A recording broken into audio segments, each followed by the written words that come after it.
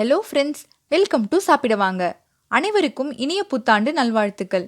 இன்னைக்கு நம்ம சேனல்ல ஒரு ஸ்பெஷல் ரெசிபி பார்க்க போறோம். வாங்க வீடியோக்குள்ள போகலாம்.